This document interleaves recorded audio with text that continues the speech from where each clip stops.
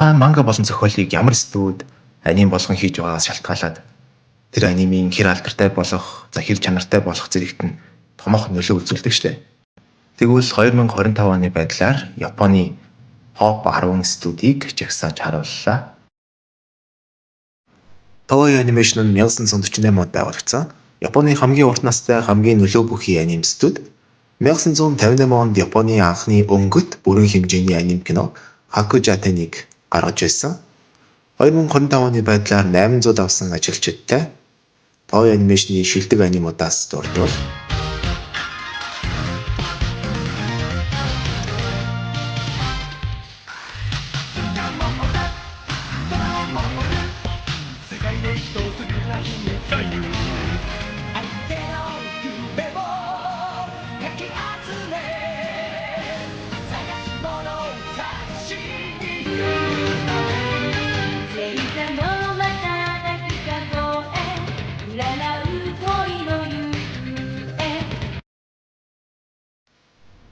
Madhouse 1972 онд үүссэн илүү насанд хүрэгчдэд зориулсан гүнзгий сэдвтэй анимууд болон сайн анимашноор аним шүүмжлэгчдийн дунд сайшаал хүртдэг.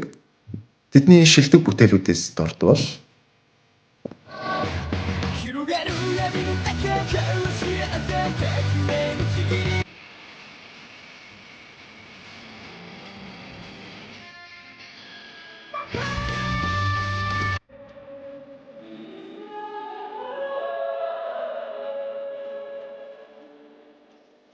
A1 Pictures 2005 онд байгуулагдсан экшн, романс, фэнтези төрлийн орчин үеийн дүрслэл сайтай анимуудыг гаргадаг.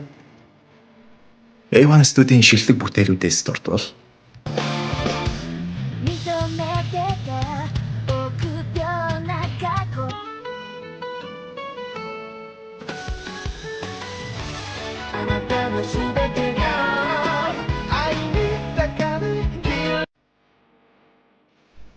Студио Ghibli 1985 онд байгуулагдсан. Анимын домог болсон Хаяо Миязаки болон Исао Такахата, Тошио Сузуки нар үүсгэн байгуулсан Ghibli гэдэг нь араб үгнээс гаралтай халуун салхи гэсэн утгатай үг юм байлээ. Ерөнхийдөө бол анимд шин салхийг оруулнаа гэсэн санаатай нэр байгаа. 100% гараар зурсан анимашн болон бүх насныханд зориулсан бүтээлүүдгээд за угаасаа бүгд л мэддэг байх тий. За тэгээд тэдний шилдэг бүтээлүүдээс харцгаая.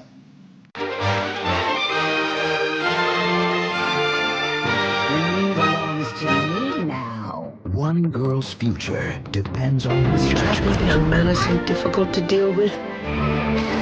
They say that the best play. Bones Studio 1998 онд байгуулагдсан. Онцлог тал нь хэм бол экшн болон дулаан анимуудын гүйцэтгэл маш өндөр. Мангаг аним болгохдоо маш сайн найруулж чаддаг. За японочууд бол ер нь дулаан аним гэх юм бол Bones үздэй гэж их хэлдэг. За тэдний алдартай бүтээлүүдээс дурдвал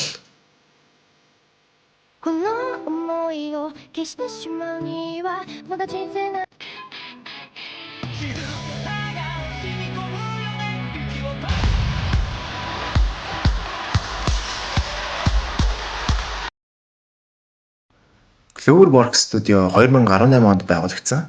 Өмнө нь A1 студийн салбар байжгаад тусдаа гарсан. За тэгээд дөрүүдийн хувирал, сэтгэл хөдлөлийг маш сайн илэрхийлж чаддаг. За өндөр түвшний чанартай анимашнтэй. Ер нь романс, драм төрлийн анимуудаараа сайн танигдсан. 堀さんですよね。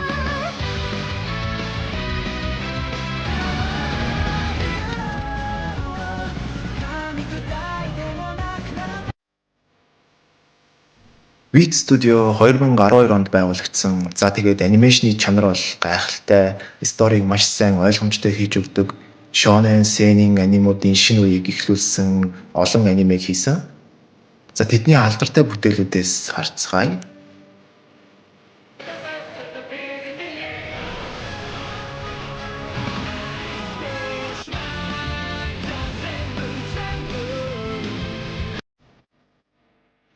Kyoto Animation 1985 онд үүссэн бөгөөд Toei Animation-д ажиллаж байсан хүмүүс анх тусдаа гараад энэ студийг нээсэн. За тэгээд бас өөрсдийн гэсэн сургуультай гэж байгаа. Тэдний онцлог гэх юм бол кино мэт нарийн, найруулга, уур амьсгал, үзэсгэлэнтэй анимашн, дөрүүдийн бодит мэт хөдөлгөөн, За энэ бүгдийг Kyoto Animation төгс хийдэг.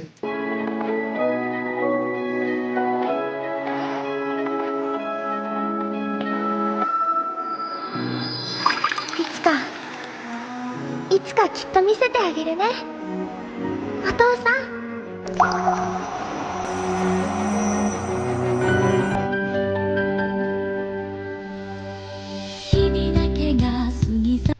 За бас та бүхэн санаж байгаа бол 2019 онд Kyoto Animation студиудээр гал гараад 36 хүн амь ирсэн тийм аимшигт хэрэг гарсан. За гэвч 2020 оноос тэд Violet Evergarden-ы бүрэн хэмжээний киногоор эргэн ирээд өөрсдийнхөө бүрэн сэргснийг зарлаж чадсан.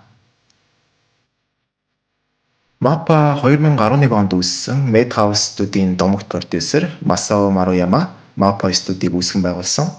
За мэдээж энэ үеийн гайхалтай анимуудыг чанарын өндөр түвшинд хийдэг гэдгээр алдартай.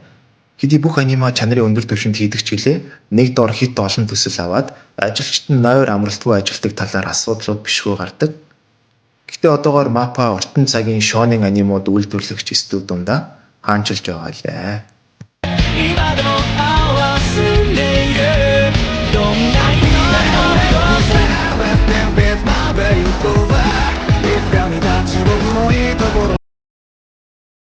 Ufotable студи 2000 онд байгуулагдсан 3D CGI болон 2D анимашныг хамгийн сайн зохицуулдаг. Дээр нь тэгээд бүрийн хэмжээний анги биш 7 хоногт нэг анги гардаг энэ анимыг ингэж амар чанартай амар анимашнтэй хийж болдсон юм уу гэж бүр санаа зовмоор амар тулааны сценүүд хийдэг штеп. За тэгээд тэдний гайхалтай бүтээлүүдээс дурдвал